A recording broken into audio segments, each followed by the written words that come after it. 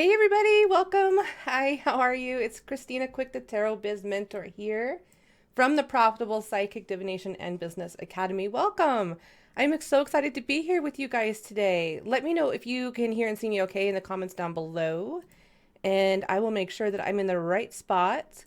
So how has your week been? Let me know. Are you guys ready for Valentine's Day? So Valentine's Day is coming up here pretty soon. And that means the Valentine's Day rush is going to be coming in pretty soon. Are you guys excited about that? Hey, Jennifer. Hey, Shelly. Good to see you guys. Welcome. Thank you so much for joining me today. Hi, Clarissa. Good to see you. Welcome. How are you guys? We have had a lot going on in January, and now we're getting into February already. And then Valentine's Day is next week. Crazy, right?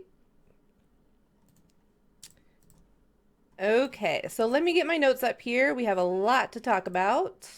We are going to be doing the final episode in this new series. So we've been doing this series, it's a four-part series. It's about discovering your soul's calling archetype. There's four main archetypes that we talk about in this series, and today we're going to be talking about the final archetype. So very exciting. Hi, Kristen. Good to see you. Kirsten, good to see you. Okay, so this is a series based on my Soul's Calling Archetype series, workshop course type thing that I have out there. So if you're not sure what that is or what I'm talking about here, if you look down in the comments below, if you're watching this on Facebook Live, then if you look in the description of the video, there will be a link. If you're watching this on YouTube, then there will be some links down in the description box and also in the pinned comments below. And this will take you to my free introductory course, and it's called Discover Your Soul's Calling Through Spiritual Life Coaching. And with that, you get some bonus PDFs, like you get 11 signs that you're not living your divine life purpose and what to do about that. And then you will get access to my quiz to find out which archetype or archetypes that you are. You could definitely be some type like combination, or, you could have different amounts of different archetypes, different percentages, and things like that. And then, so you'll be able to find out what you are, and then you can watch the series that relates to what your archetypes are, and that will help you. It'll give you some ideas about like how you could coach people, or what your strengths are, or what are some modalities that you could pursue that are kind of right up your alley, right? And then on top of that, after you get through that training, I have, I think, like 7 or 8 videos on there. And it includes a whole bunch of tips and tricks and ideas about how to shift from being a tarot or a psychic reader then to being a spiritual life coach. So there's a lot of information contained within that course right there. So if you look in the description box below, you can sign up and you can get it. It's absolutely free, my gift to you, and it will help you get started on your journey to becoming a spiritual life coach. Okay, so I'm still not seeing comments, so we're just going to have to kind of roll with it. Hey, Carol, good to see you. Hi, Hannah, good to see you. I will try one more time to come in to make sure that I can see comments. If I can't, then that's just Facebook, and we'll just have to deal with it. But today we're going to be talking about the mystic.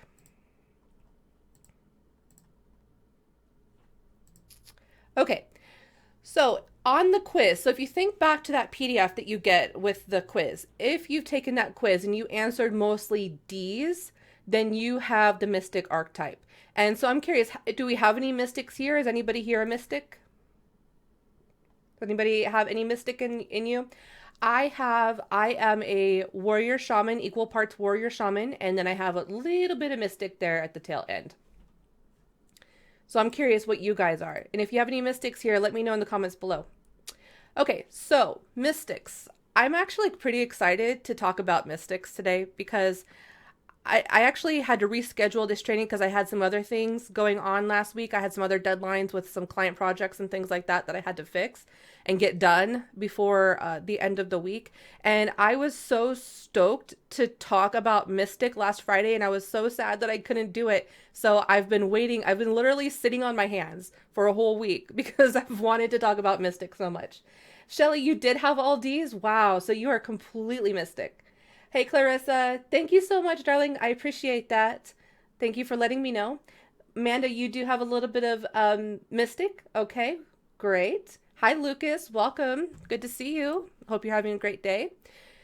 So, when I think of mystics, thinking about all the different types of archetypes that we've talked about so far, when I think of mystic, I think of power. That's the word that comes to mind, magic or power, right? And so, mystics are amazing, amazing, hands down amazing at helping remind other people of their own power and how powerful that they are and that they have the power to change their circumstances, right? So the mystic is all about using universal energies and the elements in different ways that we can express that. We'll talk about that later, like through different types of witchcraft or manifestation techniques, different types of things like that. But the mystic, it always comes back to empowerment and teaching others how to step into their own power. Because when you think of the mystics, you think about people who can manifest really well, right? And literally can manifest anything. Whenever I think of mystics, I think of like really ancient primal energies, like ancient wisdom, right? I also think of wildness. I think of rebelliousness because mystics are oftentimes the most rebellious of all of the archetypes. Within good reason. We'll talk about that too. Now, if you have a mystic and warrior combination, like if you have both of those in your archetypal energy right now, then you are literally a powerhouse, right? Because the warrior is like the leader, right? And the mystic is helping people step into their power. So mystics, how they work and how they manifest is through visualization most of the time, right? So if you are a mystic, chances are that you have very, very strong clairvoyant abilities. Most of the mystics that I've ever talked to usually have really high, like clear clairvoyancy, or they have like their third eye is really, really, really open and awaken. And so when they go to do anything, like literally anything, whether it's in their personal life or it's in their business, the very first thing that mystics often do is they sit down and they visualize it. So these are like, if, for example, if you're going to redecorate a new room or something, mystics are the type of people that will sit down and they will draw out the room and they will kind of look at it and try to get a like visualized feeling of what that energy is going to look like, right? And so because mystics can visualize so well and use their clairvoyancy so well, they are also visionaries of the future, which is really, really cool because that is so valuable in the spiritual coaching world, especially when you're helping people like transform themselves or shift into a different energy or adopt new patterns or programming or habits and routines and things like that. That really is valuable because not only can you understand your client's highest, like what their next highest level is, or and like what their next highest level is, but what their next most enlightened energy is, like what's the next level of energy that they're going to step into, right? But you can actually help people visualize that and you can describe it to people. And that really is, whenever I think about manifestation, like if you can visualize anything, then you're 90% of the way there. And the rest of the 10% is just you meeting, like you going to meet up with your visualization. And I do this also with quantum jumping, which is kind of like a shamanistic technique, but still at the same time, it's like visualizing your alternate self in the highest expression of what you want to have expressed in your own life at this time. And so mystics are really, really good at holding space for people like that. And they are also harbingers of change. Okay. So they are the types of coaches and teachers and mentors that are going to help their clients achieve some level of change in their life, some level of transformation, right? So, but also they also help with enacting change in the physical world as well. So usually mystics work with like spiritual energies to enact change on a physical level. So they're kind of like the shaman in the way that they're transmuters of energy, but actually the mystic is more of a manipulator of energy, right? They can manipulate energy, they can manipulate elements, and they can literally bend the universe to their will. And they can also destroy things. So whenever, I'm working with mystics, it's one of the biggest things that I notice about them is that they are equally as good at creating as they are destroying. And that's really, really interesting too. And we'll talk about like the blocks, some of the blocks that mystics have, and where it can kind of go into a space where they're destroying too much, or they're destroying more than they're creating. Like we'll talk about that too, because that's going to be one of the big blocks for mystics, right? And it's a little bit different than the warrior, as far as like the warrior kind of has issues with commitment. It's not so much that with the mystic. The mystic simply just they're busy. They're busy, intellectually busy, stimulating in their mind, right? And so it's very easy for mystics to create something, whether maybe they intended to create it or maybe they didn't intend to create it. So if you are a mystic and you've ever had the experience of like things just happen, like you say you want something to happen and then it just happens. Like mystics really don't have to put a lot of effort into manifestation. It just kind of happens. And it's because the mystic can utilize and manipulate energies around them. And I'll teach you guys a little bit of kind of more how they do that. But mystics usually have no problem manifesting at all. And honestly, sometimes mystics have to be a little bit cautious because, it's kind of like be careful what you wish for, because it will happen with a mystic. They just make things happen, and it literally happens out of thin air, and it's incredible. I've seen some amazing things happen, and then especially a little bit of mystic in my own life too. It's really, really interesting. Hey, Jennifer, good to see you. Becky, Amanda says, nods. 90% of my tarot readings are about reminding people their story in life is their choice because they're stuck on one dude and it's kind of sad. Right. So for you, it all comes back down to you have the power to either move on from this relationship, or whatever else that you want to do with it. But don't give your power away to other people. Yeah, for sure, Amanda. Hi, Tony. Hey, Natasha. Jennifer says, I love this. I was walking around my house cleaning, and you said that about mystics. I nearly broke my neck running to my phone to say, yay, I'm totally a mystic. Jennifer says, very cautious, thinking especially. Oh, yes, yes, yes, yes. That is something that the mystics definitely have to be careful for. Mystics are also people that take no BS. Like, seriously. Like, mystics don't play around. They don't play games. They don't play drama. They're just not here for it, right? So mystics are, very similar to shamans in the fact that they're kind of like outcasts from society. But even to more an extreme degree. I mean, if we look back and through history, it's always the witches or the mystics that are, outside of society. And it's because they're sorcerers, right? Because they have the power to enact change, whether that's good change or bad change, right? They're basically like, stewards of karma in a way, if you think about it. And history has not been kind to mystics at all. And so many mystics are reincarnated witches, and they remember. They remember what the world has done to them, and they remember what the world has blamed them for, has used them as scapegoats. And, let me tell you something about mystics. Mystics are back here in this time and space right now with a vengeance. And that's to, change our perceptions of what it means to be empowered spiritually. And they're here to bring back this ancient ancestral wisdom in these practices that have been deemed as satanic or the work of the devil, or,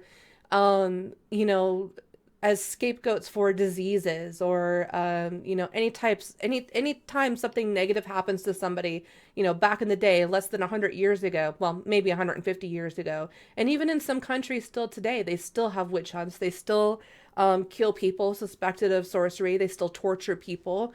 And so a lot of us are coming back. We're reincarnated and we remember, and we're coming back full force. That's why you see feminism as one of the biggest movements right now, and why you see a lot of this stuff going on politically where we are so divided. And a lot of people want to blame the president in power as the reason why we're so divided right now. But honestly, he is just an extreme, and it's bringing up to the surface things that were already there. We are at It's really interesting to be alive right now because we're at this tipping point where we are fighting against, especially the patriarchy. Mystics have always been victims of that. They've always been shunned, and killed and tortured, and blamed for that sort of thing. So, being a mystic is a type of dharma that's very, very intense. It's kind of like the shaman, where people don't really pick to be a mystic or a witch. It's just something that you kind of are.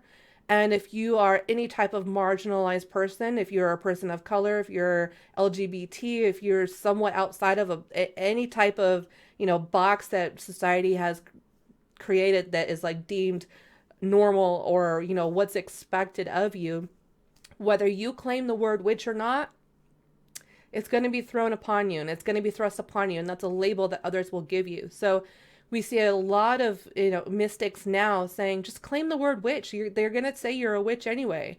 Why don't you claim it? I actually have a whole training on that. It's called Coming Out of the Broom Closet. And it's like a 5-day training. It's on my YouTube channel. Check it out, because it talks more in depth about witchcraft and feminism and the politicalness of being a mystic or being a witch. It's a really, really good training, and it will really open your eyes, I think, in a lot of ways to how politics and witchcraft are so intertwined, and not in a good way, right? Yeah. Hi, Natasha. Good to see you. Jennifer did not know about the reincarnated witches. A lot of the witches I talk to have memories of being burned, drowned, tortured, or they have innate fear of men that they don't know where it necessarily came from. Amanda says, explain why I'm antisocial and never got on with most people. So yeah. So mystics are very, very antisocial, and we'll talk about that too. But the mystics are coming back now, and they are the liberators of the marginalized people. It's different from shaman in this way. So some types of magical and marginalized people may find purpose in being the shamanic archetype. The mystic comes along and says, hey, even though you've been accepted for being a shaman, you're still just kind of being groomed to be in an acceptable box, right? Because the shaman, if we look historically, the shaman role is more of like a role of society that they've kind of given you to make use of people that don't have quote unquote valuable skills in, they can't be a farmer, or, they can't be maybe a tax accountant or something like that. Like, they have different skill sets, right? It's a box on the fringe, don't get me wrong, but it's a box nonetheless. And so with the mystics, there is no box. There are no rules. And when mystics are forced into a box, the mystic will rebel against that, and they will basically say F you. And that's just how the mystics are. They don't like to be contained with some idea of what they're supposed to be. And whenever that happens, it feels suffocating, and it feels like they can't, there can be no progress in their life. This is why many mystics travel outside of their home. They move away from their home, or they go off on their own, or they start a new adventure, like in a new city or something like that. That's a common theme with a lot of the mystics, is that they tend to separate themselves from the group, and they tend to go out and be more solitary on their own. And as a mystic, when you work with people, you are going to be a magnet to people that are helpless and hopeless, right? And so your role, like why they are attracted to your energy, is because you come off as strong, you come off as independent, right? And so you remind them that they have the spiritual power to change their circumstances. And so when we think of like a warrior, we think of someone who's like a motivator or an influencer, right? But mystics are not really motivators or influencers. Like, they can be, but it's different. The mystic is going to offer you the tools. They're going to show you how, whereas the warrior is more like the cheerleader, right? The cheerleader and the disciplinary coach, that type of thing. The mystic is going to simply offer you the tools, and they're going to say, do it yourself, right? Does anybody relate to that? Jennifer says, of course you have the training. You are so prepared. I think I filmed that like 2 years ago, maybe, or a year ago. Jennifer says, beheaded in a church was my reoccurring dream. Wow, that's really, really interesting. Ooh, you got something there, Jennifer. Amanda says, I moved to Mexico 2 years ago. Wow. Or for 2 years. Wow. That's a lot. I mean, yeah, they're just the type of people, mystics are just the type of people to just get up and uproot themselves and just go, be by themselves somewhere and go make their life somewhere. I did the same thing when I was 19. I moved almost 3,000 miles away from home and started a new life in a city I didn't know. I didn't have any friends, didn't have any job prospects, but I was determined to get out of where I was because I knew there was something more out there for me. Mystics are kind of tough to work with sometimes because they have a really tough love type of energy. They're very blunt, very straightforward, to the point. They're not going to beat around the bush. They're just going to say, okay, this is what you need. Okay, then this is what you need to do, right?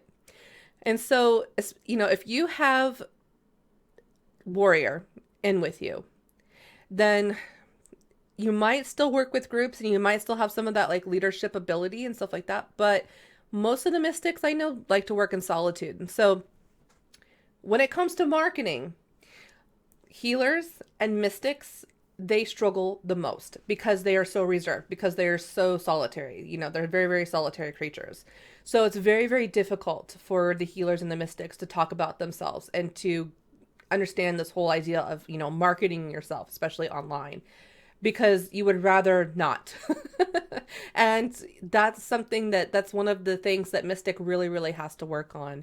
And we'll talk more about this, a little bit later when we get to like the blocks and some of the other ways that maybe you get yourself hung up on that. Very tough love. Jennifer says, I'm nearly crying with this information. Thank you. I'm glad I listened. My gut tuned in. I keep finding myself drawn back here to you. Thank you. Dasha says she can totally relate. Very tough love. I work with that, right? So let's talk about like the mystic in the coaching space, right? So when you are a mystic and you're in the coaching space with people, you typically are dealing with people who don't feel like they have any control over their lives. That's usually the type of energy that mystic clients kind of bring in. Mystic clients are also usually dealing with deeply rooted shame. Shame is, oh my goodness, shame is one of the biggest things for mystics to deal with and to help people overcome shame.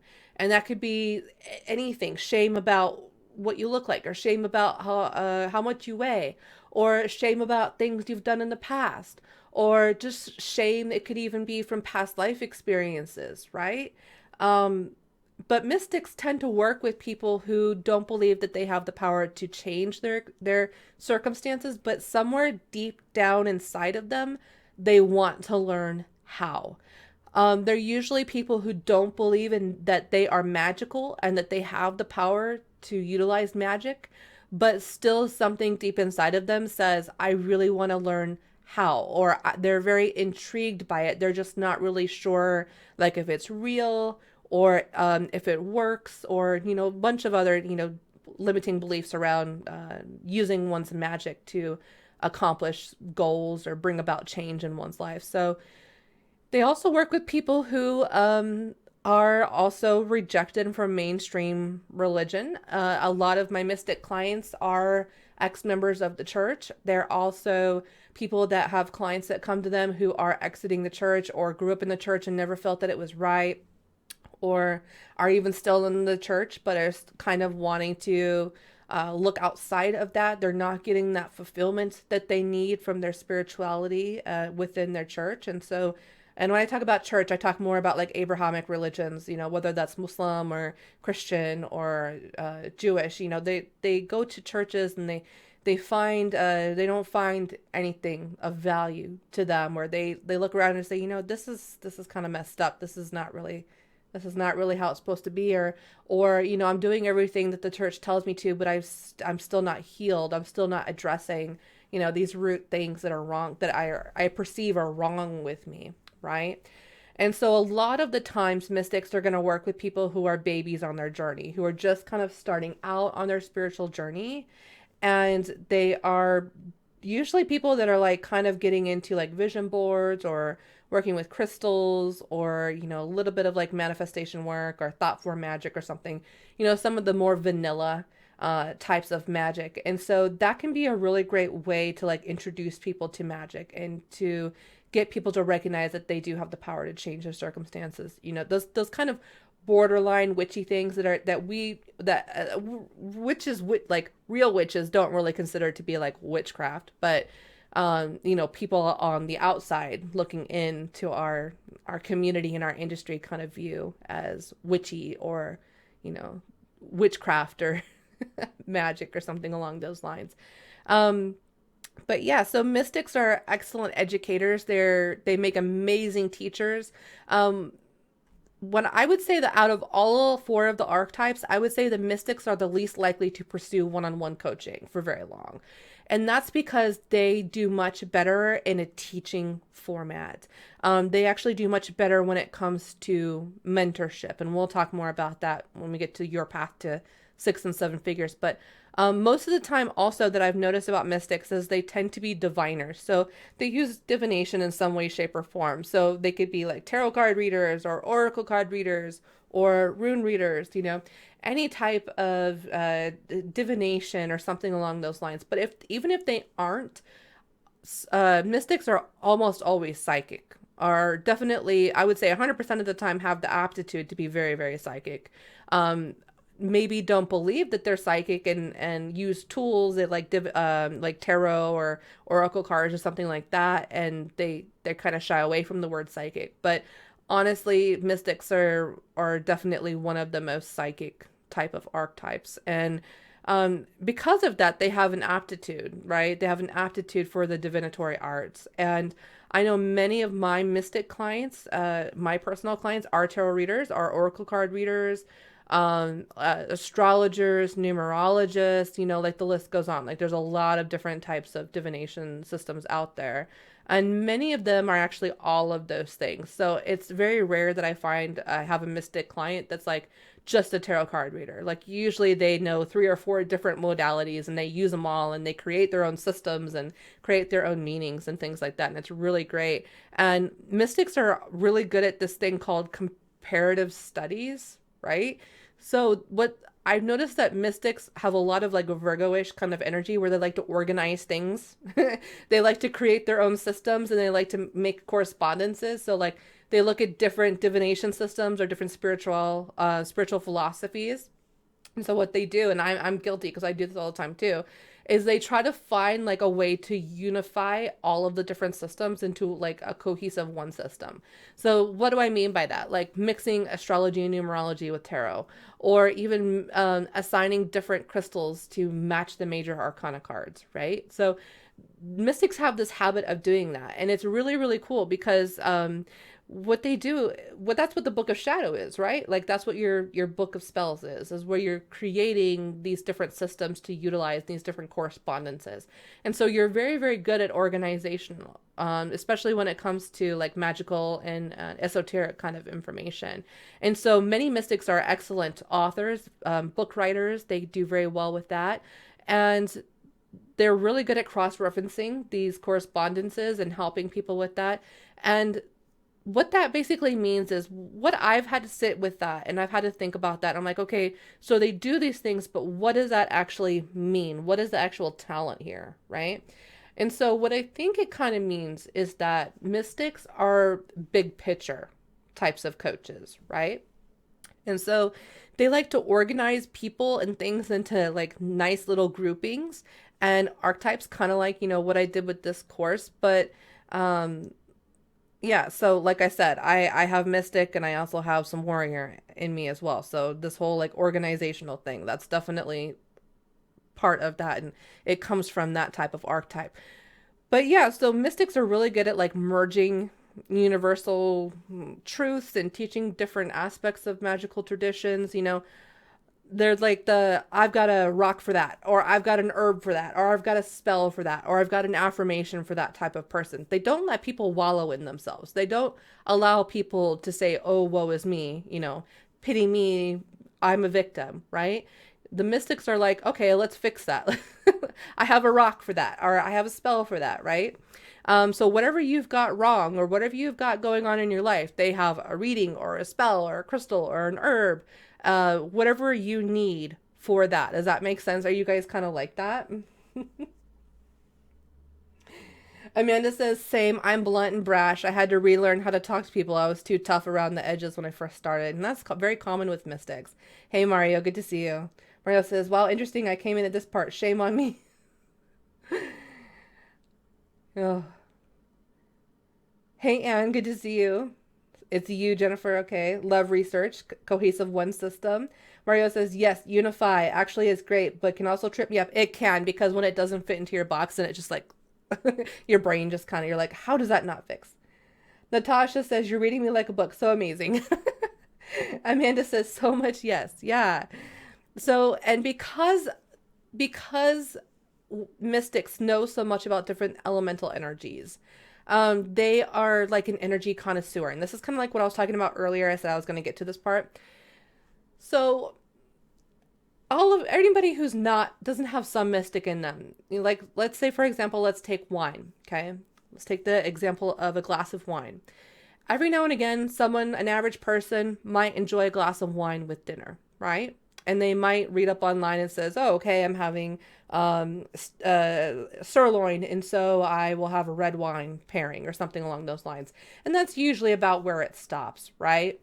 With the mystic, they're more like a connoisseur of energy, and they're more of like, okay, they can take a glass of wine and they can identify the notes within that wine. They can identify the best pairings for that wine. They can identify the fruits that were used to create that wine. They can identify which countryside and which continent even some of the wines were made. And so, they're very, very big at taking a bigger thing or a bigger picture and like breaking it down into its smallest but most important parts. And to know the elements in which makes up something in a very intimate way gives the mystic power over it, right? And with that power, they can command the elements, they can manipulate those elements by having this ability to refine and combine energies to produce certain results. Do you guys like that metaphor? Does that make sense? Shelly says, I pull the Nine of Swords reversed more than any other card on the hotlines. That makes a lot of sense. Because that Nine of Swords is that can't do anything. Like, just completely and utterly helpless, right? Jennifer says, yes, but I've never thought of myself as a witch. I've had this curiosity my whole life, though. You should go through that training, Jennifer, because either you accept it and you allow it to empower you, or someone else is going to push that label upon you and they're going to use it as a weapon against you. And so that's basically in a nutshell what that training is about, but it talks about that in more depth, and it's a lot more intense than that. Jennifer says, I'm almost obsessed with magic, but not really spells. I guess I have some fear, even though I think of my own energy as magic. My work with others is deeply affected by my energy. Yeah, and so you may not, it's okay to not resonate with like the, certain like labels or, certain ways that we talk about like what magic is and things like that, because it depends on the tradition and the system that you're really coming from, right? So if you have a different word for spells and that's more of like manifestation technique or something like that, it really is kind of the same thing. I mean, there's really not much difference. So whatever you're comfortable with calling it, that's, in my opinion, the best thing for you to call it. So some of the modalities that mystics are really, really good at and should probably look into is like tarot. That's an easy one. Astrology, numerology, any type of like law of attraction work, really, really big with mystics. Even working with the Akashic records is also really good as well. Past life regression, that sort of thing. So there's a lot of different modalities and different ways that you can utilize that information, but also just like Studying and teaching magic, that's also a really good one, whether it depends, whatever, system that you want to teach, or creating your own system too. I mean, that's also a valid thing that you can do as well. And so the mystic works with energy in the way that it commands the elements and manipulates these elements to produce a result. So mystics are kind of like composers, right? And their main intention for working with energy is to achieve harmony. So when we talked about the shaman, we talked about the main intention with the shaman utilizing energy is to achieve balance. The mystic's intention is to achieve harmony. And that could be harmony within, the outside world, within our internal worlds. And so if you remember when I was talking about shaman, the shaman transmute the lower energies into higher energies, but the mystic manipulates energies to their will, to their desires, to their ambitions, and programs that energy. It takes it a step further than the shaman. The mystic will actually then program that energy to even carry out a task, and with the intention to bring harmony to the self, to the environment, whatever it is that you're trying to find a solution for, trying to fix in our lives. Yeah, really interesting, right? So some of the blocks that the mystic has, the very first block I want to talk about is that the biggest block is imposter syndrome.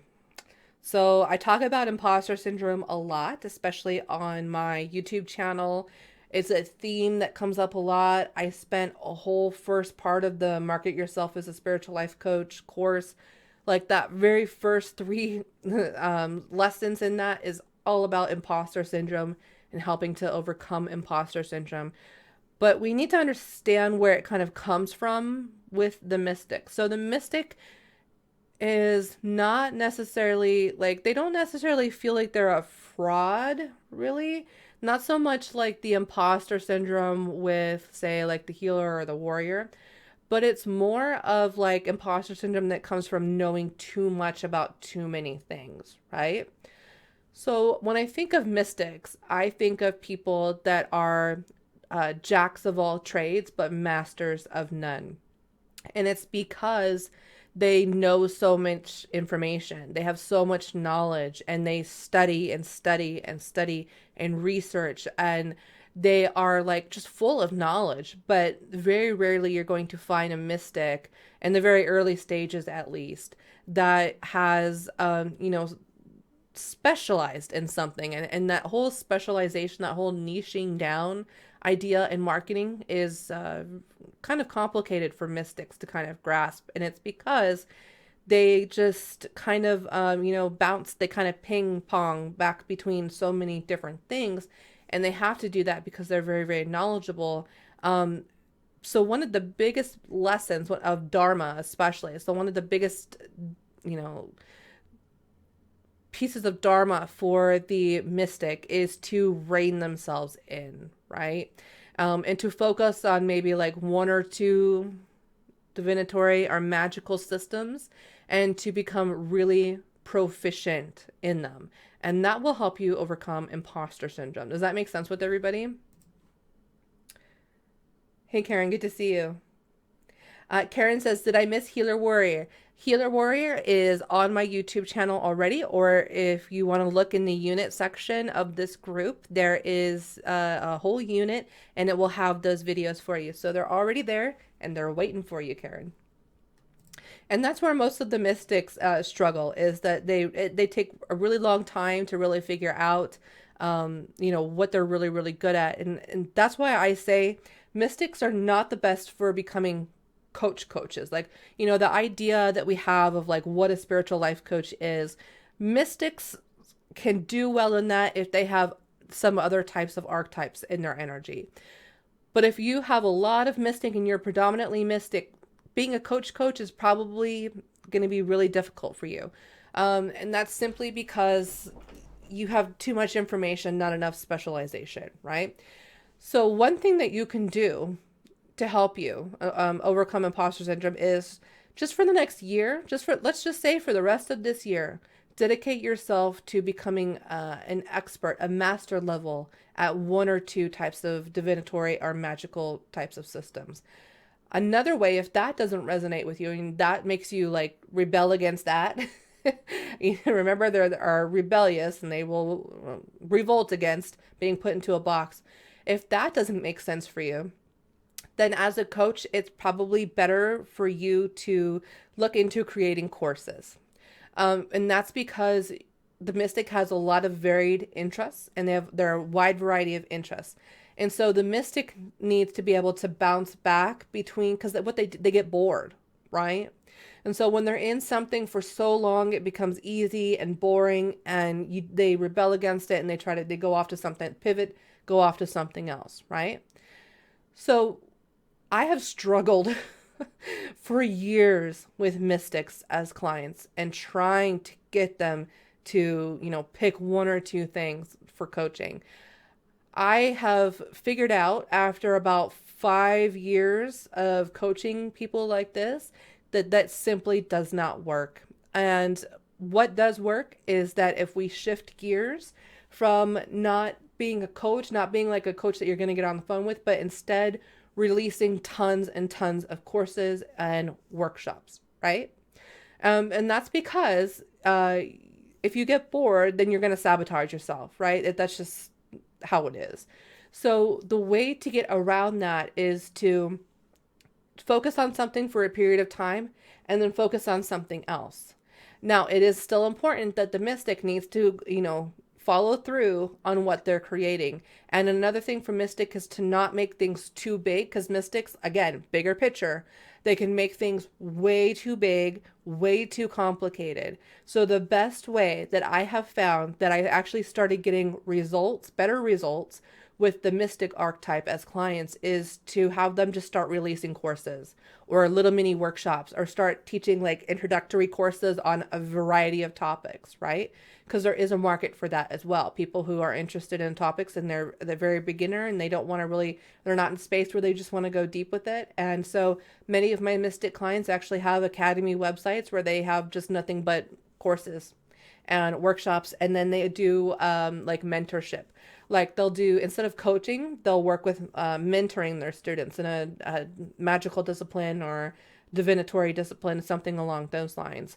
And that's how I found to have better results and also allow the mystic to feel like they are fulfilled, like they are helping people and they're scratching that kind of coaching itch, but doing it in a way that honors their personality, right? If that makes sense.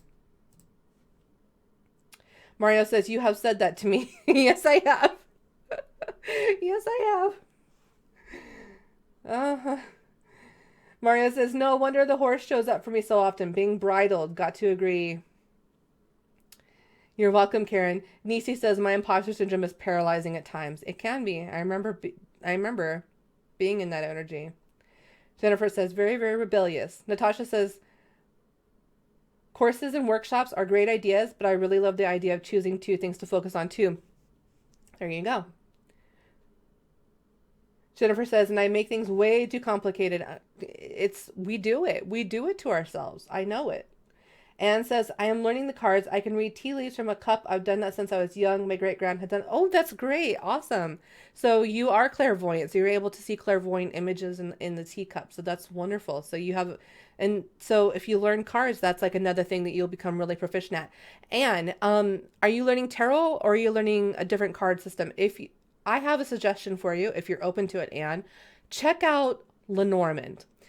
Lenormand is very much like reading tea leaves. I actually have some trainings on my YouTube. It's also in the group here in the unit section. I have one training where I go through all 36 cards, and I have some other like reading demos on there and things like that. So I would say, if you know how to read symbols and teacups, Lenormand would be a really good next logical step for you, and then maybe kind of backtracking to tarot. But if you're interested in tarot, then by all means do that. But I think that you would really, really like Lenormand because it's very much like scrying. It very much is. And a lot of those symbols that you see in teacups, you're going to see that repeated in Lenormand. And so it's very easy to pick up if you are already used to using some type of symbolic language to translate like to do readings and things like that. So definitely check that out. All right. So the second block that mystics have is that mystics rarely believe in their own magic and really believe in their own power. And on the outside, it might seem like they do, right? But trust me, I've been on calls with hundreds of witches at this point, and it all comes back to the same thing. You know, when we're doing that deep like work, shadow work, and figuring out the root of why they keep sabotaging themselves or something along those lines. I kid you not, you would not believe how many people quietly say, I don't believe in my magic. I don't believe I have power, you know? And it's very pervasive. And so it always comes back to that same thing. I don't believe in what I'm practicing. And that's a problem with magic, because most magic is belief dependent, right? Meaning if you don't believe, then you're not going to manifest as easily. Now, mystics can manifest even if they don't believe. They're very, very easy to manifest. But at the same time, if you manifest things that are like, okay, I wanted this to happen this way, it didn't happen this way, and it's not the way I wanted it to be, and it's not actually helpful. How many of you have had manifesting mishaps like that? Like where you were really like trying to focus on manifesting one thing and it showed up, but it showed up in a different way. Give you an example. Let me see. Let me give me an example here. Okay, so okay, I have a good one. Thinking about my own life. Okay, so I remember back when, like, I think this was maybe like 3 years ago, maybe 4 years ago at this point. So I was doing intense manifestation work. I wanted to manifest $1,000 because I wanted to buy something. I think I wanted to buy like a PlayStation 4 for my husband for his birthday or something along those lines. So I was like, I need to manifest $1,000. And that's all I thought about for days, right? Leading up to his birthday. Well, I wasn't very specific about it, and I ended up getting a letter in the mail that I was dealing with some debt consolidators at the time from some debt from my father-in-law's passing and his lawyers, things like that. So I was also dealing with some debt. So I got a letter in the mail that said that I had like, I kid you not, it was like $987 worth of debt that was basically excused or written off. The problem is I ended up having to pay income tax on that. So yeah, I got the $1,000 off my credit, but I still ended up having to pay back, income tax on it. And it really screwed me that year. And so mystics, like I said, they have to be very careful about how they manifest. And the more specific that you are with that, the easier time. And if you don't believe in your manifesting powers, you don't believe in your magic, it's gonna manifest in wonky ways. It's gonna manifest in ways that you didn't intend for it to manifest. So can you guys think of situations in your life where you tried to manifest something and you got it, but it didn't help you when you received it? And says, I'm reading crystal angel cards. Oh, great. Well, that's an awesome. Yes, I love those crystal angel decks. Are you reading, is that the one by Radley or Doreen or Kyle? There's a couple different people that have crystal decks out there. I'm curious which one you're reading. So anyways, deep down in your heart, if you don't believe that what you're doing is going to be beneficial or helpful, or if you don't believe that you really truly have the power to manifest what you want, it's going to bleed out. That energy is going to bleed out, and your clients are going to pick up on that. And they're not going to know why necessarily that they're picking up weird energies from you, but it's because we're in an industry where you really can't hide energy. You really can't hide it. We're in an industry full of empaths, full of psychics. So no matter how confident you come across, no matter, how much you're smiling when you're talking about something, if you have that nagging feeling deep down in your heart that it's not going to work out and that you don't have the power and that it's actually all just baloney, then it's going to affect you, and it's going to affect you in a negative way. So when you are a leader, when you are a coach, all coaches are leaders. So when you are a leader in this industry, in this psychic industry, you are expected to fully believe. I mean, your faith has to be rock solid, right? Because your faith is going to be surrogate faith for everybody else that's going to be training under you, that all of the, courses or all of the disciplines that you teach and you coach and mentor people on, they expect you to believe what you're teaching, right? And so that's another way that imposter syndrome can kind of come up in. So as a mystic, it's a little difficult for mystics. You're going to have to dig down real deep. You're going to have to do some serious shadow work with yourself or with a coach, but you're going to have to figure out what is at that root of disbelief, and you're going to have to work really, really hard to shift that belief. And I promise you, I pinky promise you, once you do that, and once you start addressing those shadow types of beliefs and you start working through them, you will find that things will just magically get better for you overnight, especially when it comes to finding clients, marketing yourself, talking about your services, selling your courses, workshops, etc. You will find that once you start really working on that and you start making the commitment to believe in yourself, even if you don't necessarily believe in yourself, you say, hey, today, just for today, I'm going to believe, right? And so that becomes contagious and it becomes a lifestyle. I think healthy skepticism is a good look on everybody. I think everybody needs a healthy dose of skepticism. I would never say, I never think that blind faith is ever a good thing in any circumstance or situation. I think we should always be prepared in the eventuality that something doesn't work or doesn't manifest. But at the same time, I do believe that belief is a choice.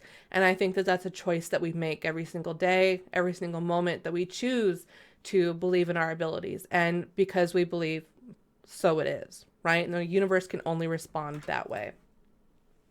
Hey, Frank, good to see you. Amanda, the glare from your glasses sometimes make your eyeliner look dark blue and it looks really pretty. Thank you. I need to get some new eyeliners. I have, I wear black eyeliner right now, but I actually used to use purple a lot, especially on the under eye. And thanks. I'm going to go buy myself this weekend some purple and some blue eyeliner. Thanks, Amanda. Anne says, during Virtue 1, I've got the Angel Tarot cards, but I haven't used them yet. Yeah. So they can it can be a little bit, it can be a little bit complicated for those. But yeah, so I think you're on the right track, Anne. I think you are. And I think that, you'll get to those when you get to those, right? All right. So the third block that mystics deal with is that, and this is one I hear a lot too, is that they are afraid to put themselves out there because they are afraid of judgment and criticism. And you know what?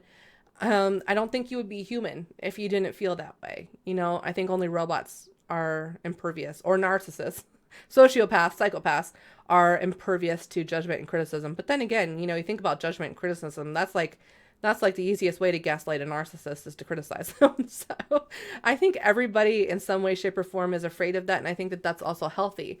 But, this block actually has a lot of validity, in my opinion, because I believe that kind of transcends our current incarnations, because this fear is really ancestral, right? For one reason it's ancestral is because we are a communal species. And, it's only been within the last 200, 300 years that we've had this amazing thing called, like the computers and internet and technology and things like that. And so, back before then, when we belonged to our community, that meant survival, right? Belonging to a community had a 90% to do with our survival rate, right? Because we needed to depend on our church to help us, or we needed to depend on our neighbors to help us with our harvests and things like that, right? These kind of instinctual things that are still very much a part of us, but we live in a different kind of world now where we can be alone and we don't really have to depend on other people. And if we're rich enough, we can hire other people to do things for us now. We're not so dependent upon the community anymore. So that's one part of it. But another part of it also is that people in history have persecuted mystics in the past, and they still continue to do so today. I mean, people are killed for being witches in third world countries still, even today. very evil things done in the name of that. And so I think that that still is going to be a block for a really long time, just simply because it's a very real thing that happens. And there is always a possibility that the world could go in a different direction and we could go back into those kind of dark ages, and it could happen. Is it likely to happen in our lifetime? Probably not. I'm pretty sure you're pretty safe. I think we will outlive that until if it ever becomes an issue. But even in the back of my mind, sometimes I think, what if tomorrow they outlawed witchcraft, or what if tomorrow they decided to go back to the dark Middle Age times where any type of sorcery or divination was considered demonic, and they put people to death over that. So it's a thing, but at the same time, we also live in this time right now, and we have the freedom and to do that. And if you're watching this, you're probably somewhere that has the freedom to do this sort of thing. Otherwise, this video would be blocked in your country, right? And so what I can tell you is that it's a very real fear, and it's probably not something that you can really work through shadow work. It's probably not something that people are just going to get over. But here's the thing. Even if you didn't do, and let's just say you never decided to live a magical life, even if you never decided to read tarot cards or do astrology or numerology or do any type of woo-woo stuff at all, no matter what job you have, no matter what lifestyle you live, there always are going to be people out there who are going to criticize and judge you, even if you're doing everything right according to society or cultural type of standards. Does that make sense? So it takes bravery. It takes an extreme amount of bravery to put yourself out there.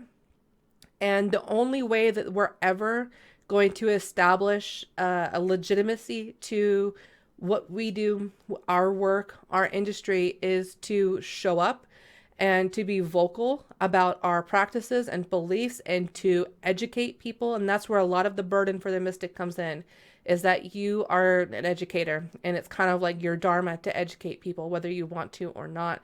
And one of the most radical things you can do as a mystic is to simply show up and claim space and decide that you deserve to be here, regardless of what anybody says. I'm very, very open about who I am. You can find me online. It doesn't take much to find me. I don't hide. I'm certainly not hiding who I am or where I am. And every single day I get comments and hate mail. And, just this morning I had some guy come in and say, "You're full of shit." And, I could let that destroy me, and I could go back into my hermit cave, and I could go find something else to do. But you know what? It wouldn't matter, because at the end of the day, people are always going to have opinions. They're always going to criticize. They're always going to have a judgment.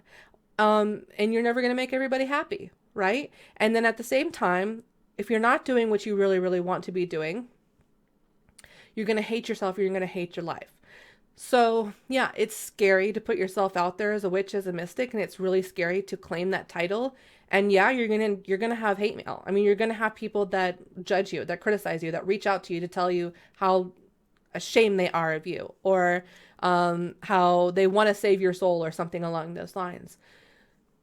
There's nothing you can do about it. It comes with the package. That's just part of it, right? But everybody deals with that, no matter what business that you're in, no matter what lifestyle you choose to embody in your life.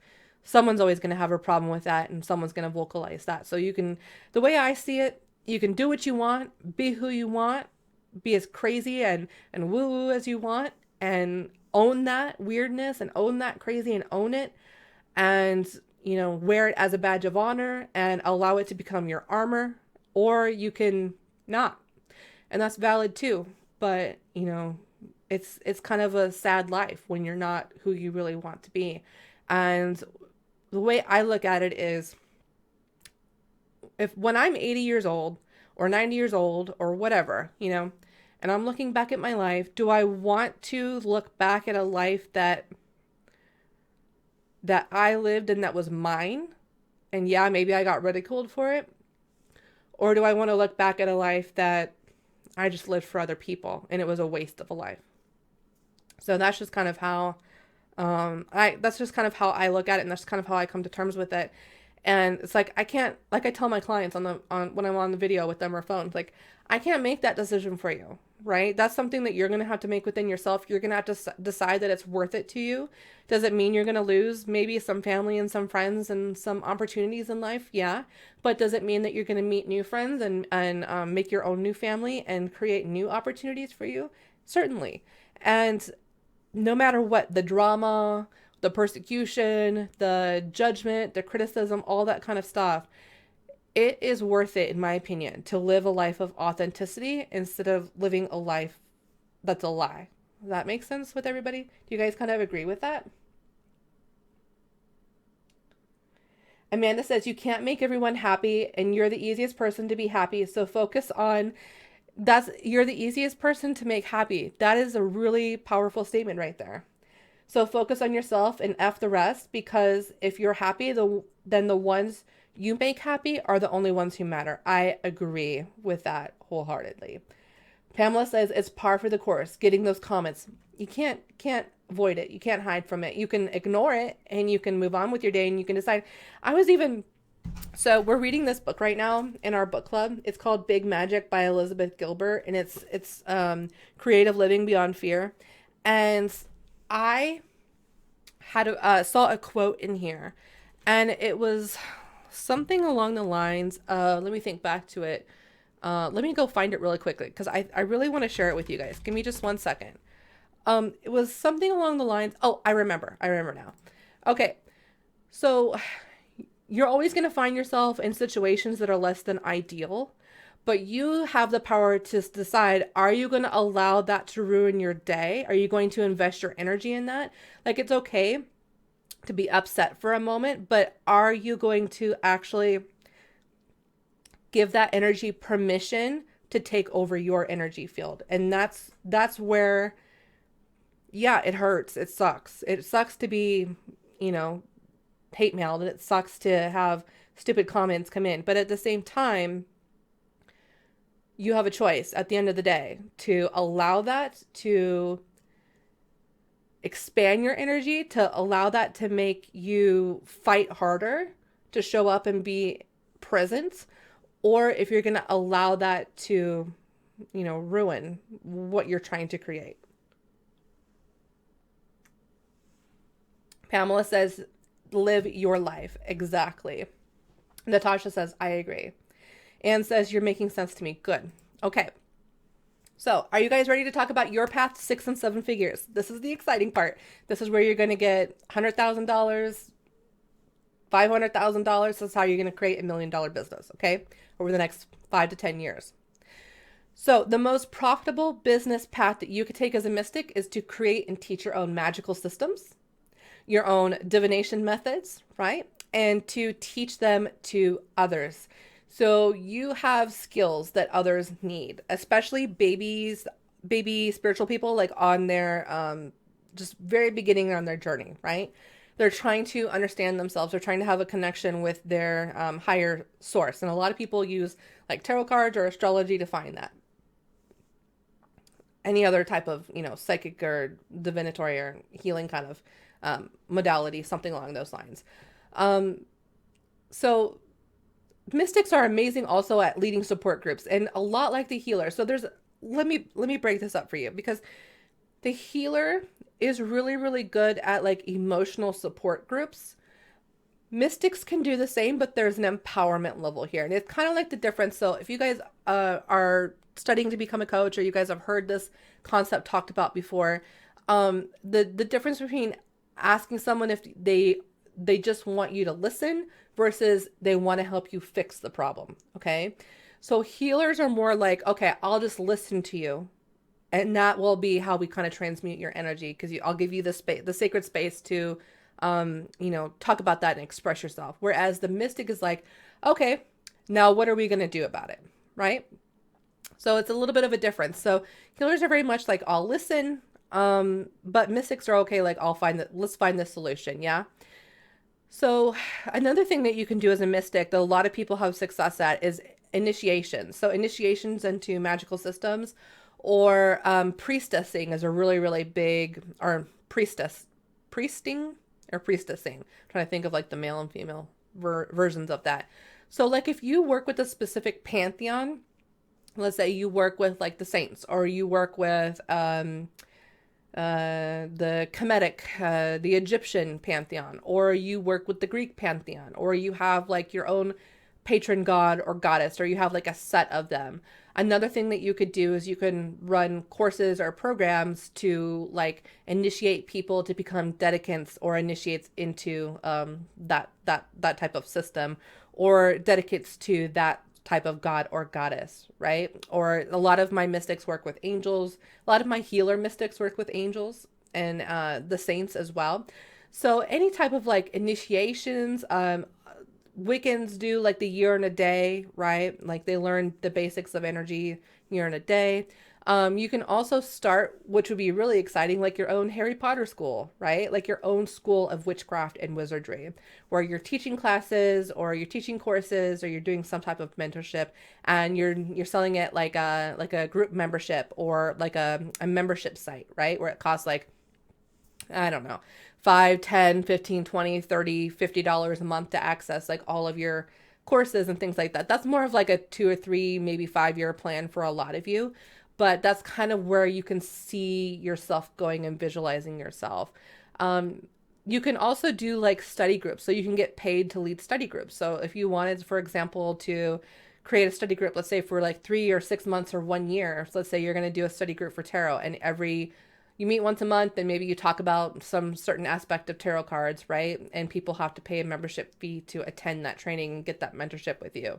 So that would be a really great way to kind of do like the circles, but also do mentorship and kind of, make that sort of like a hybrid. And you can do it on anything. I mean, really, you could teach modalities, you could teach different types of magic, you can teach divination. But the mystic, above all of the other archetypes, like I've said before, is really the teacher. They're the educator. They have so much wisdom to share, and so they are naturally going to be fit for that role. And yeah, you can work one-on-one with people, absolutely. And in fact, I like all of the other archetypes I've mentioned, I recommend that you work one-on-one with people, because that will teach you some valuable skills. But within the next, like, two by year 2 or 3 of your business, when you're really working it full time, you're doing this thing, you can absolutely shift out of one-on-one and start getting into more teaching. And actually, that's one of the very first things that we do in the Market Yourself as a Spiritual Life Coach course that I have. It's a 12-module training I have. It's basically what I'm going to be focusing on for the next year or so. And it's all done. You can come in at any time. All the recordings are there, and you can get feedback on homework. But anyway, so the very first thing that we do is we work through that imposter syndrome. And then the next thing we do is we figure out if you are a coach, a mentor, or an educator / teacher, or what percentage of that you are. Because that's what I have found that is the most troublesome for a lot of people coming into the coaching world, is they don't fit into that coach kind of box. They don't really think of themselves as a coach. And the case in a lot of the cases is that they're actually mentors, or they're teachers, or they want to do a little bit of both. So, that's one of the very, very first things that we do. And if you're interested in that, I can link that below for you guys. Just let me know if you're interested in taking a look at that. But yeah, so to get to 6 and 7 figures, let's say within the next 3 to 5 years or so, courses, workshops, mentorship with divination and magic, that's going to be your golden ticket. And this will help you take your spiritual business more to the global level. You'll be able to help more people. So you can have 1,000 people enroll in one course versus, it'll take you a lifetime to work with 1,000 people one-on-one. So yeah, so I hope you enjoyed this training on the mystic, and this wraps up the final episode of this series. So I'm very excited if you're just now watching this and you haven't watched the others. I'm going to give you guys the link to take the quiz right now. So give me just a second and I'll pin that in the comments. So if you haven't taken the quiz, you can go on there and you can take it. And it's free. And there's a bunch of goodies in there, bunch of free stuff and goodies.